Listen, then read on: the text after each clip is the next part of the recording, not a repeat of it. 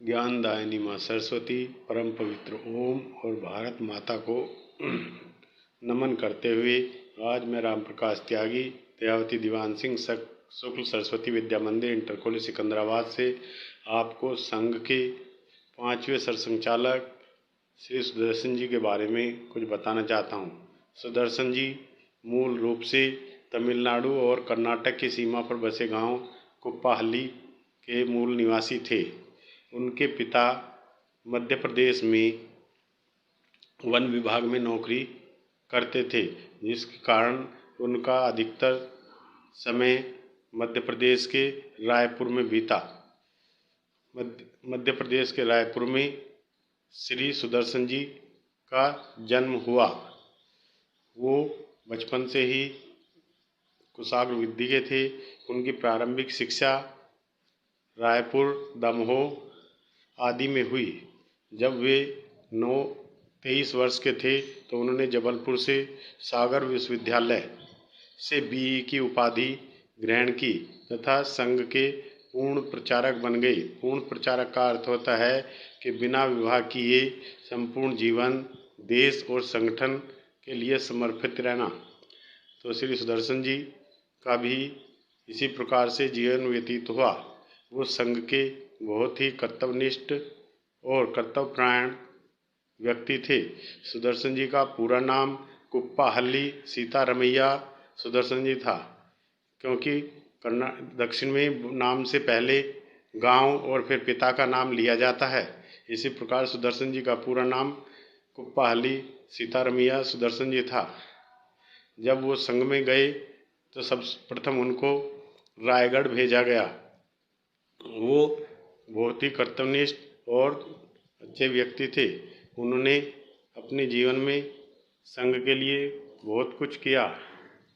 वो संघ के एक सदे हुए कार्यकर्ता थे। 1969 में उन्हें अखिल भारतीय शारीरिक प्रमुख बनाया गया, जिसमें उन्होंने संघ की शाखाओं में नियुद्ध, आसन और खेलों को सम्मिलित कर शाखाओं को संगठित किया तथा संपूर्ण भारत में प्रवास करते थे।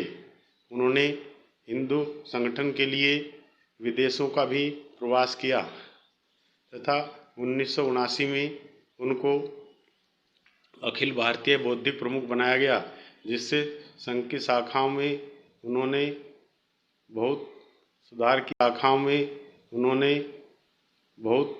सुधार किया तथा एक प्रातः स्मरण के साथ एकता स्रोत और एकता मंत्र को भी सम्मिलित किया।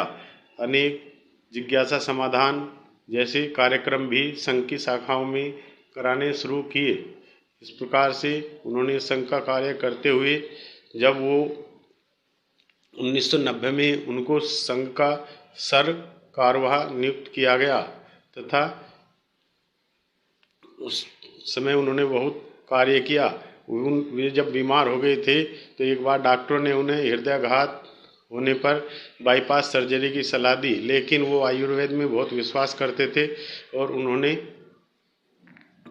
उन्होंने जो है लौकी के ताजे रस और तुलसी के पत्ते तथा काली मिर्च का सेवन कर अपने आप को 20 वर्ष तक स्वस्थ रखा, जिससे कि सभी उनको हैरान रहते थे उनसे। और 2000 में उनको संघ के सबसे बड़ी पद पर नियुक्त किया गया, जो सरसंघचालक का पद होता है। वे संघ आरएसएस के 5वें सरसंघचालक नियुक्त किए गए।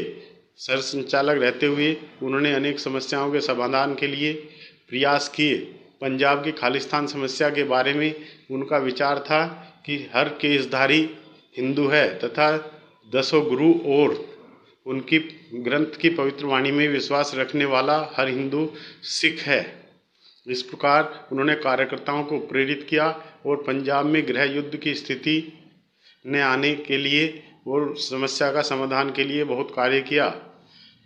और जब उनको लगा कि उनका स्वास्थ्य डाउन हो गया है तो मार्च 2009 में उन्होंने अपने पद से हटने की संघ की सभा में कहा।